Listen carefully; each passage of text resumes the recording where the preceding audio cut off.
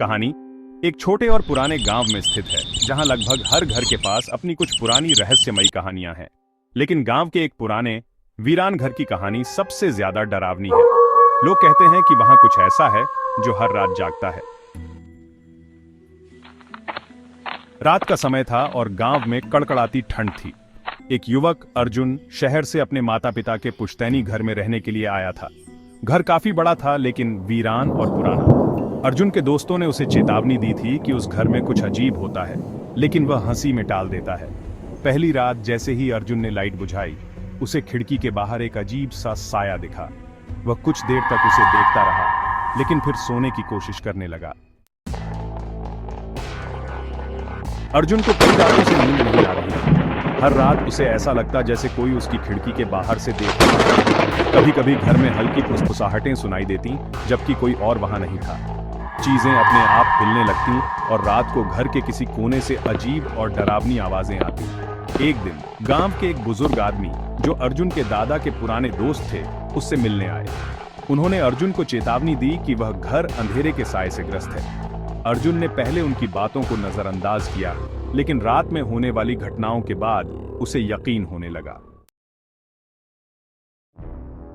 एक रात अर्जुन को लगा कि उसके कमरे में कोई मौजूद है। जैसे ही उसने लाइट जलाई, उसने देखा कि दरवाजे के पास एक लंबी काली साया खड़ी थी। वो साया धीरे धीरे उसकी ओर बढ़ रही थी। अर्जुन की सांसें तेज हो गईं, उसका शरीर ठंडा पड़ गया। साये ने उसे छूने की कोशिश की और अर्जुन अचानक से चीखते हुए उठ खड़ा हुआ। वह घर से बाहर भागा, लेकिन दरवाजा अपने आप बंद हो गया था। उस रात अर्जुन को समझ में आया कि वह साया सिर्फ एक भूत नहीं है, बल्कि कुछ बहुत पुराना और भयानक था, जो उस घर में सदियों से बंद था। अर्जुन ने गांव के बुजुर्गों से बात की और उस साये के पीछे की कहानी जाननी चाही। उसे पता चला कि बहुत पहले उसके पूर्वजों ने एक तांत्रिक को बुलाया था, ताकि वह गांव के लोगों की समस्याएं सुलझा सके। लेकिन तांत्रिक ने गांव पर एक बुरी शक्ति को बुला लिया।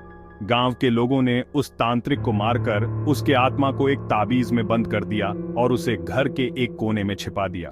वह ताबीज अभी भी घर में कहीं छिपा हुआ था और उसकी बुरी आत्मा अब घर के लोगों को अपनी चपेट में लेने के लिए जाग रही थी। अर्जुन ने ठान लिया कि वह इस साये से मुक्ति पाने के लिए ताबीज को खोजेगा। उसने रात के अंधेरे में घर के हर कोने की तलाशी ली। अंत में उसे घर की पुरानी तिजोरी में वह ताबीज मिला। लेकिन जैसे ही उसने उसे छुआ, साया और भयानक रूप में उसके सामने प्रकट हो गई। अर्जुन ने ताबीज को पकड़कर साये का सामना किया, लेकिन वह हर पल और ताकतवर होती जा रही थी।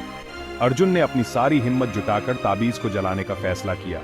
जैसे ही ताबीज जलकर राख हो गई, साया भयानक चीख के साथ गायब हो गई और घर के सारे दरवाजे खिड़कियां।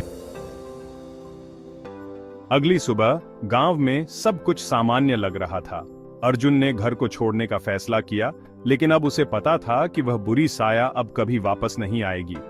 गांव के बुजुर्गों ने अर्जुन की तारीफ की और कहा, तुमने सिर्फ अपने लिए नहीं, बल्कि पूरे गांव के लिए इस बुरी शक्ति से छुटकारा पाया।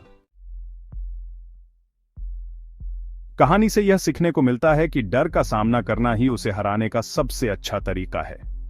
यदि अर्जुन ने साये से भागने का फैसला किया होता, तो वह उसे हमेशा परेशान करती। लेकिन उसने हिम्मत जुटाई और अंततः उसने न केवल अपने घर को, बल्कि पूरे गांव को इस बुराई से मुक्त कर दिया।